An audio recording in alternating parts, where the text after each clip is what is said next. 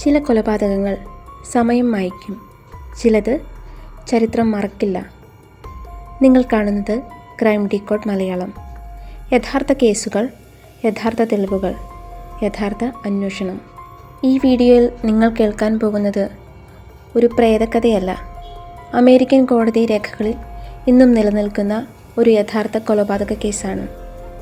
ഒരു കൊലപാതകത്തിൻ്റെ രഹസ്യം മരിച്ച വ്യക്തി തന്നെ പുറത്തു കൊണ്ടുവന്നതായി ചരിത്രം പറയുന്നുണ്ടെങ്കിൽ, അങ്ങനെയൊരു കേസിനെക്കുറിച്ചാണ് ഇന്ന് നമ്മൾ പരിശോധിക്കാൻ പോകുന്നത്. ക്രൈം ഡീകോഡ് മലയാളത്തിലേക്ക് സ്വാഗതം. 1897 അമേരിക്കയിലെ വെസ്റ്റ് വെർജീനിയ, പർവ്വതങ്ങളും വനങ്ങളും ചുറ്റപ്പെട്ട ഒരു ചെറിയ ഗ്രാമം, ഗ്രീൻബ്രയർ കൗണ്ടി.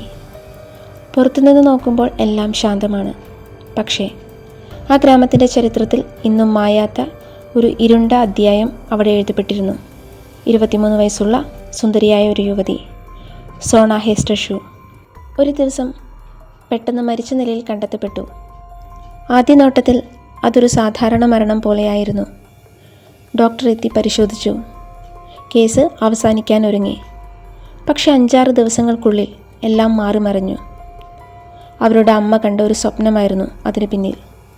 എന്നാൽ ഈ കേസിൽ സത്യം പുറത്തു വന്നത് ശരിക്കും ഒരു ആത്മാവിലൂടെയായിരുന്നു, അല്ലെങ്കിൽ നാം ഇന്നും വിശ്വസിച്ചു പോരുന്ന ഒരു ഐതിഹ്യമാണോ അതിന് പിന്നിൽ? ഗ്രീൻബ്രിയർ ഗോസ്റ്റ് എന്ന പേരിൽ ലോകമെമ്പാടും പ്രശസ്തമായ സോണ ഹേസ്റ്റർ ഷൂ കേസിൻ്റെ മുഴുവൻ കഥ. 1897. ഇന്നത്തെ പോലെ തിരക്ക് പിടിച്ച ലോകമല്ല അത്.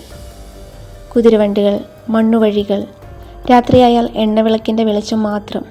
ആ ലോകത്തായിരുന്നു ജീവിച്ചിരുന്നത് സോണ ഹേസ്റ്റർ.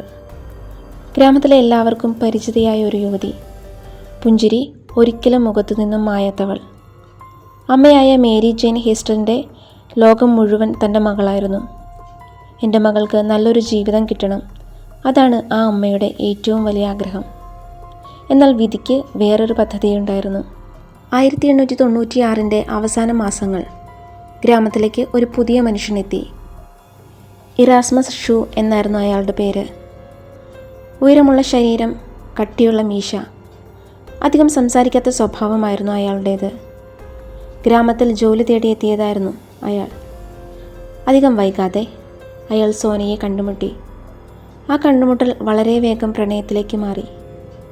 ചില മാസങ്ങൾക്കുള്ളിൽ തന്നെ അവർ വിവാഹിതരായി. ഗ്രാമത്തിൽ പലരും സന്തോഷിച്ചു. പക്ഷേ ഒരാൾ മാത്രം സന്തോഷിച്ചില്ല, സോനയുടെ മാതാവ്. കാരണം ആ മനുഷ്യൻ്റെ കണ്ണുകളിൽ അവർക്ക് എന്തോ ഒളിഞ്ഞിരിക്കുന്നതായി തോന്നി. തെളിവൊന്നുമില്ല, പ്രത്യേകിച്ച് കാരണവുമില്ല. പക്ഷേ ആ അമ്മയുടെ മനസ്സ് ഒരിക്കലും ശാന്തമായിരുന്നില്ല. അങ്ങനെ ദിവസങ്ങൾ കടന്നുപോയിക്കൊണ്ടേയിരുന്നു. 1897 ജനുവരി 22. അന്ന് എല്ലാം സാധാരണമായിരുന്നു. സോന വീട്ടുജോലികൾ ചെയ്തു, അയൽവാസികളോട് സംസാരിച്ചു. പക്ഷെ ആരും കരുതിയിരുന്നില്ല അവളെ ജീവനോടെ കാണുന്ന അവസാന ദിവസമാണ് അതെന്ന്. പിറ്റേ ദിവസം രാവിലെ ഒരു ചെറിയ കുട്ടി ആ വീട്ടിലേക്ക് നടന്നു വന്നു. അവൻ്റെ പേരായിരുന്നു ആൻറ്റി ജോൺസ്. അവൻ സാധാരണ പോലെ ഒരു സന്ദേശം നൽകാനായിരുന്നു വന്നത്. ആ വീടിൻ്റെ വാതിൽ തുറന്നു കിടക്കുന്നു. അവൻ പതുക്കെ വിളിച്ചു, മിസ്സിസ് ഷൂ. മറുപടിയില്ല. വീണ്ടും വിളിച്ചു. നിശബ്ദത മാത്രം. അവൻ പതുക്കെ അകത്തേക്ക് നടന്നു. അടുത്ത നിമിഷം അവൻ്റെ ശ്വാസം നിലച്ചുപോയി. തറയിൽ ജീവനറ്റ ശരീരവുമായി സോണ ഹേസ്റ്റർ കിടക്കുകയായിരുന്നു. അവനാക്കി ഞെട്ടിവിറച്ചു. തൻ്റെ ജീവിതത്തിൽ ആദ്യമായി മരണത്തെ ഇത്ര അടുത്ത് കാണുന്നത്. അവൻ ഭയന്ന് വീട്ടിൽ നിന്ന് പുറത്തേക്ക് ഓടി. അവൻ്റെ നിലവിളി കേട്ട് അയൽവാസികൾ ഓടിയെത്തി. മിനിറ്റുകൾക്കുള്ളിൽ തന്നെ ആ ചെറിയ വീട്ടിലേക്ക് ആളുകൾ നിറഞ്ഞുകൊണ്ടേയിരുന്നു. പക്ഷെ അവിടെ ഉണ്ടായിരുന്ന ഒരാൾ മറ്റാരെയും പോലെ പെരുമാറിയില്ല. ഇറാസ്മസ് ഷൂ ആയിരുന്നു അത്. വാർത്ത കേട്ട ഉടനെ അയാൾ വീട്ടിലെത്തി. ഭാര്യയുടെ മൃതദേഹം കണ്ടതും അയാൾ ഉറക്കി കരയാൻ തുടങ്ങി. ആ കാഴ്ച കണ്ട ഗ്രാമവാസികൾക്ക് ആദ്യം തോന്നിയത്, പാവം, ഭാര്യയെ എത്രമാത്രം സ്നേഹിച്ചിരുന്നിരിക്കണം അയാൾ. പക്ഷെ അവിടെ ഉണ്ടായിരുന്ന ചിലർ വേറൊരു കാര്യം ശ്രദ്ധിച്ചു. അയാൾ ആരെയും സോനയുടെ ശരീരത്തോട് അടുക്കാൻ അനുവദിച്ചില്ല, പ്രത്യേകിച്ച് കഴുത്തിനടുത്തേക്ക്. ശരീരം സംസ്കാരത്തിനായി ഒരുക്കുമ്പോൾ പോലും ഇറാസ്മസ് തന്നെയാണ് ഭാര്യയെ വസ്ത്രം ധരിപ്പിച്ചത്. അതും ഉയർന്ന കോളറുള്ള ഒരു ഡ്രസ്സ്. അതിനു മുകളിലാവട്ടെ കട്ടിയുള്ളൊരു സ്കാർഫ്. അന്നത്തെ കാലത്ത് ഇങ്ങനെ കഴുത്ത് പൂർണ്ണമായി മൂടുന്നത് അസാധാരണമല്ല. പക്ഷേ സോനയുടെ അമ്മ അത് കണ്ടപ്പോൾ അവർക്കെന്തോ അസ്വാഭാവികമായി തോന്നി. എന്തിനാണ് കഴുത്ത് ഇത്രമാത്രം മറയ്ക്കുന്നത്? കുറച്ചു കഴിഞ്ഞപ്പോഴേക്കും പ്രാദേശിക ഡോക്ടർ എത്തി. അദ്ദേഹം മൃതദേഹം പരിശോധിക്കാൻ തുടങ്ങി. പക്ഷേ ഇറാസ്മസ് ഒരു നിമിഷം പോലും ഭാര്യയുടെ ശരീരത്തിനടുത്ത് നിന്ന് മാറിയില്ല. ഡോക്ടർക്ക് കൃത്യമായി ശരീരം പരിശോധിക്കാൻ പോലും കഴിയാത്ത രീതിയിലായിരുന്നു അയാളുടെ പ്രകടനം. പിന്നീട് ഡോക്ടർ തന്നെ പറഞ്ഞിരുന്നു, ഭർത്താവിൻ്റെ അമിതമായ വികാരപ്രകടനം കാരണം പൂർണ്ണമായ പരിശോധന നടത്താൻ കഴിഞ്ഞില്ല എന്ന്. അതായിരുന്നു ആദ്യത്തെ വലിയ തെറ്റ്. അന്നത്തെ കാലത്ത് ഇന്നത്തെ പോലെ ആധുനിക ഫോറൻസിക് സൗകര്യങ്ങൾ ഉണ്ടായിരുന്നില്ല.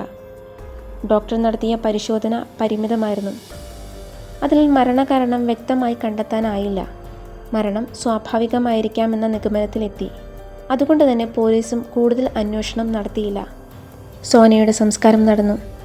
ഗ്രാമവാസികൾ ഓരോരുത്തരായി വന്ന് അവസാനമായി ആദരാഞ്ജലികൾ അർപ്പിച്ചു. പക്ഷേ ഇറാസ്മസ് വീണ്ടും അതേ കാര്യം തന്നെ ചെയ്തുകൊണ്ടേയിരുന്നു. ആരെയും കഴുത്ത് കാണാൻ അനുവദിച്ചില്ല. തലയുടെ ഭാഗത്ത് ചെറിയൊരു തലയണ വെച്ചു, കഴുത്ത് അനങ്ങാതിരിക്കാൻ. എന്നാൽ അന്ന് ആർക്കും അതിൻ്റെ കാരണമെന്തെന്ന് മനസ്സിലായിരുന്നില്ല. സംസ്കാരം കഴിഞ്ഞ് സോനയുടെ അമ്മ മേരി ജെയിൻ ഹേസ്റ്റർ മകളുടെ വസ്ത്രങ്ങൾ മടക്കി വയ്ക്കുകയായിരുന്നു. അപ്പോൾ അവർ ഒരു സ്കാർഫ് എടുത്തു. അത് സോനയുടെ കഴുത്തിൽ കെട്ടിയതായിരുന്നു. ആ സ്കാർഫ് കയ്യിലെടുത്തപ്പോൾ ആ അമ്മയ്ക്ക് അസാധാരണമായൊരു അനുഭവം ഉണ്ടായതായി അവർ പിന്നീട് പറഞ്ഞു. അതോടെ അവരുടെ മനസ്സിലെ സംശയം കൂടുതൽ ശക്തമായി.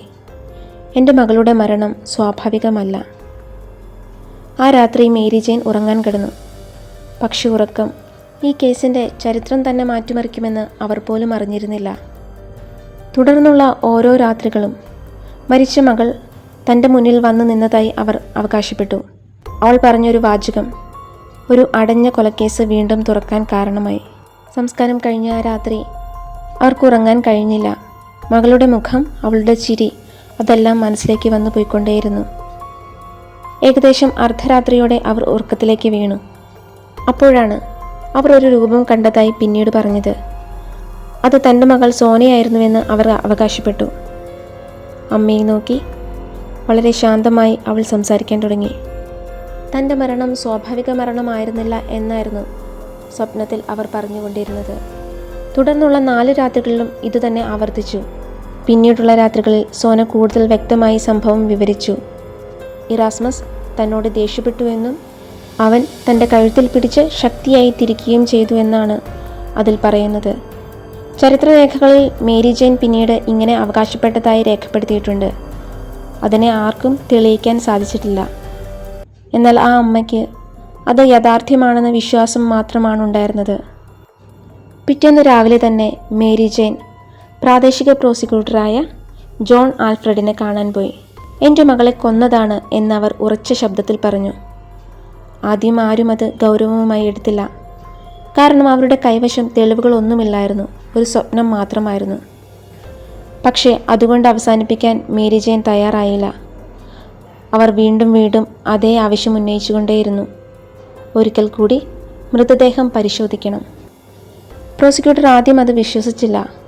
പക്ഷേ ഒരു കാര്യം അദ്ദേഹത്തെ ചിന്തിപ്പിച്ചു.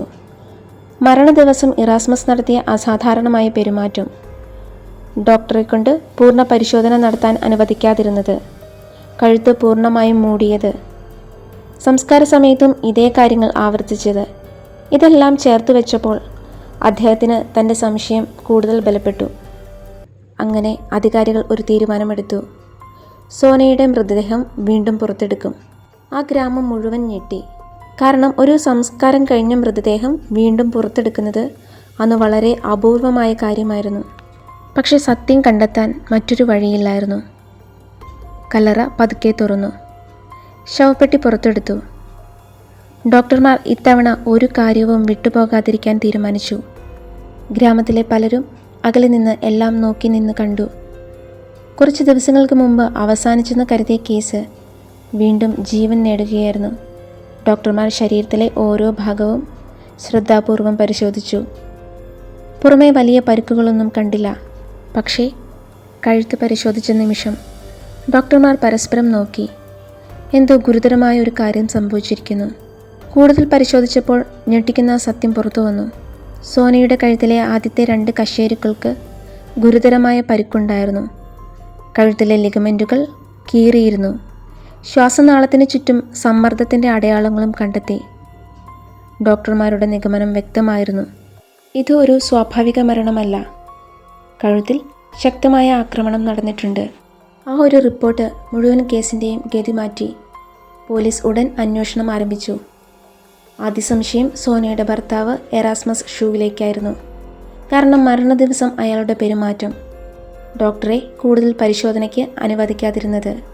കുറച്ച് ദിവസങ്ങൾക്കുള്ളിൽ തന്നെ പോലീസ് എറാസ്മസ് ഷൂവെ അറസ്റ്റ് ചെയ്തു. അറസ്റ്റിനിടയിലും അയാൾ ശാന്തനായിരുന്നു. ഞാൻ ഒന്നും ചെയ്തിട്ടില്ല, അതാണ് ആവർത്തിച്ച് അയാൾ പറഞ്ഞുകൊണ്ടിരുന്നത്. പക്ഷേ അന്വേഷണം മുന്നോട്ട് പോയപ്പോൾ അധികാരികൾ അയാളുടെ പഴയ ജീവിതവും പരിശോധിച്ചു. അവിടെയാണ് മറ്റൊരു ഞെട്ടിക്കുന്ന കാര്യം പുറത്തു വന്നത്. എറാസ്മസ് ഷൂക്ക് ഇത് ആദ്യ വിവാഹമല്ലായിരുന്നു. മുൻപ് 2 വിവാഹങ്ങൾ നടന്നിരുന്നു. ആദ്യ ഭാര്യയുമായുള്ള ബന്ധം തകർന്നിരുന്നു. രണ്ടാമത്തെ ഭാര്യയാകട്ടെ ദുരൂഹ സാഹചര്യത്തിൽ മരിച്ചിരുന്നു. ഈ വിവരങ്ങൾ അന്വേഷണ ഉദ്യോഗസ്ഥരുടെ സംശയം കൂടുതൽ ശക്തമാക്കി.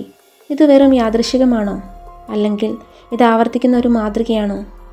തെളിവുകൾ ഇപ്പോഴും പരിമിതമായിരുന്നെങ്കിലും എല്ലാ കണ്ണുകളും അപ്പോഴും ഇറാസ്മസിലേക്കായിരുന്നു. അറസ്റ്റിലായ ശേഷവും ഇറാസ്മസ് ഒരു കാര്യം പലരോടും പറഞ്ഞതായ രേഖകളിലുണ്ട്. എന്നെ കുറ്റക്കാരനാക്കാൻ അവർക്ക് കഴിയില്ല, കാരണം അവരുടെ കൈവശം തെളിവുകളില്ല. അയാൾക്ക് അത്രയ്ക്ക് ആത്മവിശ്വാസമുണ്ടായിരുന്നു. കാരണം കൊലപാതകം നേരിട്ട് കണ്ട സാക്ഷികൾ ഉണ്ടായിരുന്നില്ല. എന്നാൽ കോടതിയിൽ അമ്മയുടെ മൊഴിയും ഡോക്ടർമാരുടെ കണ്ടെത്തലുകളും ഈ കേസിനെ ചരിത്രത്തിലേക്ക് കൊണ്ടുപോകുകയായിരുന്നു. കോടതി മുറി ആളുകളെ കൊണ്ട് നിറഞ്ഞിരുന്നു.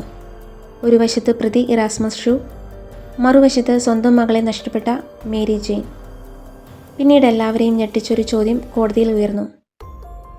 നിങ്ങൾ പറയുന്നത് മരിച്ച നിങ്ങളുടെ മകളാണ് ഇതെല്ലാം നിങ്ങളോട് പറഞ്ഞതെന്നാണോ? ആ ചോദ്യം കേട്ട നിമിഷം കോടതി മുറിയിൽ നിശബ്ദത പടർന്നു. താൻ കണ്ടതായി പറഞ്ഞ സ്വപ്നങ്ങളെക്കുറിച്ച് കോടതിയിൽ പറഞ്ഞു. എൻ്റെ മകൾ 4 രാത്രികളിലും എൻ്റെ മുന്നിൽ വന്നിരുന്നു. അവളെ കൊന്നത് ഭർത്താവാണെന്ന് അവൾ പറഞ്ഞു. കോടതി മുറിയിലാകെ നിശബ്ദതയായി.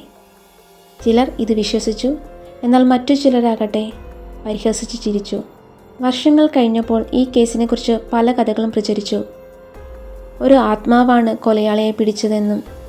പക്ഷേ ചരിത്രരേഖകൾ പറയുന്നത് മറ്റൊന്നാണ്. കോടതി മേരി ജെയിൻ്റെ സ്വപ്നത്തെ തെളിവായി സ്വീകരിച്ചില്ല. അത് വിചാരണയിൽ പരാമർശിക്കപ്പെട്ടിരുന്നു. എന്നാൽ വിധി നിർണയിച്ചത് ഡോക്ടർമാർ കണ്ടെത്തിയ മെഡിക്കൽ തെളിവുകളാണ്. കഴുത്തിലെ ഒടിവ്, ശ്വാസം മുട്ടിച്ചതിൻ്റെ ലക്ഷണങ്ങൾ, ഭർത്താവിൻ്റെ അസാധാരണ പെരുമാറ്റം, ഇവയെല്ലാം ചേർന്നാണ് ജൂറി തീരുമാനത്തിലെത്തിയത്. കോടതി ഇറാസ്മസ് ഷൂവെ കൊലപാതക കുറ്റത്തിൽ കുറ്റക്കാരനായി കണ്ടെത്തി.